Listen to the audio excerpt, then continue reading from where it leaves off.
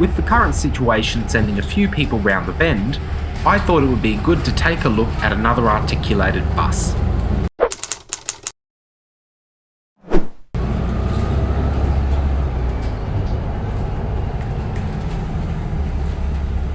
Welcome back to Talking Planning, and today we're going to go for a ride on board Brisbane Transport's latest articulated buses, the Volvo B8RLEA, fitted here with Volgan Optimus bodywork.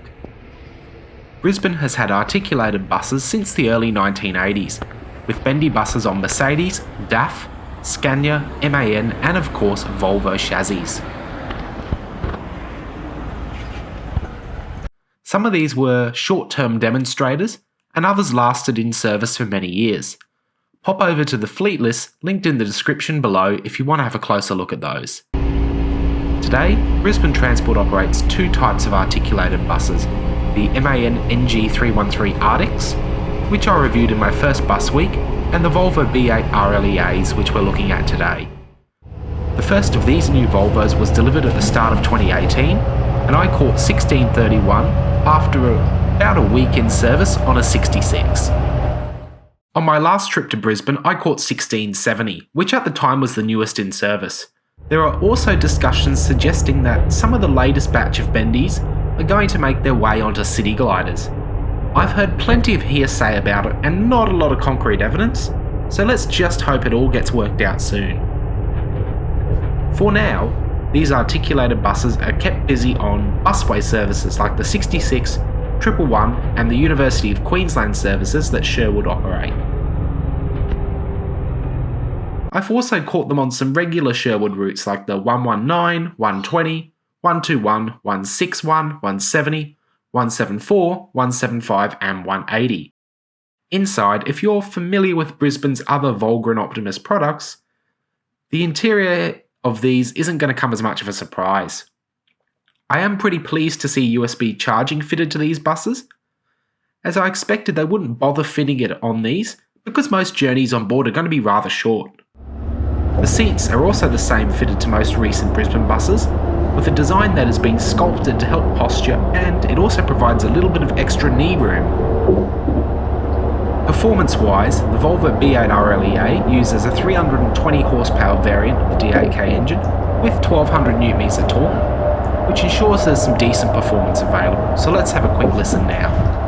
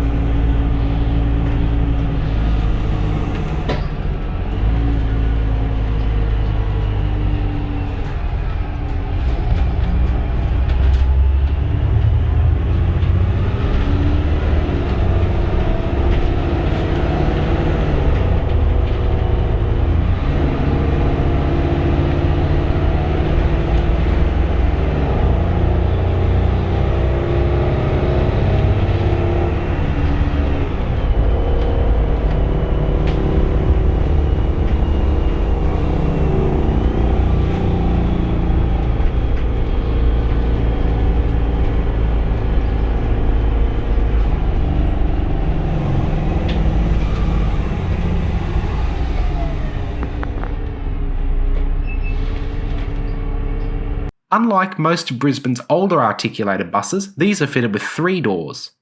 This is a great decision as it helps reduce dwell times at stops, particularly if all-door boarding is allowed. The larger size of these bendy buses also significantly increases passenger capacity over a rigid bus. Extra capacity requires either extra height, like on a double-decker, or extra length, like an articulated bus. Double-deckers are great for seated capacity with a smaller vehicle footprint, but they often have slow boarding and alighting times. This makes them better suited to longer distance services. Those with impaired mobility may not be able to use that upper deck, and you really need to factor that into what service these buses are most appropriate to be used on. Articulated buses have that extra length, and it allows for more doors to be fitted, which speeds up boarding times and improves standing capacity. Two-door bendy buses, though, can result in slow boarding and alighting times. So adding an extra set of doors might eat up a few seats, but on busy busway runs, fast boarding times matter, and these articulated buses are well suited. In fact, Logan City Bus Service realised this and had three-door Volvo B8RLEA Arctics back on trial in 2010, which are quite comparable to those in State Transit New South Wales specs or Transperth specs.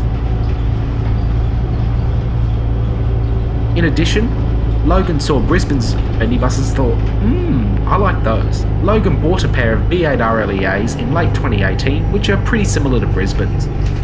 Transperth also has B8RLEAs similar to Brisbane's, which I caught back in 2019.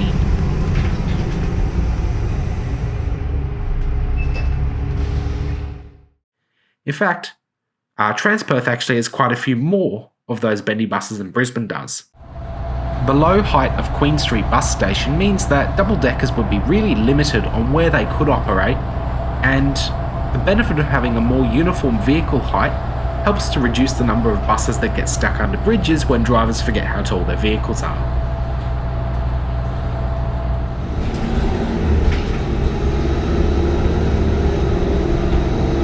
Anyway, since I'm almost at my stop, I think it's time to end this video, say thanks for joining me, and I'll see you again soon.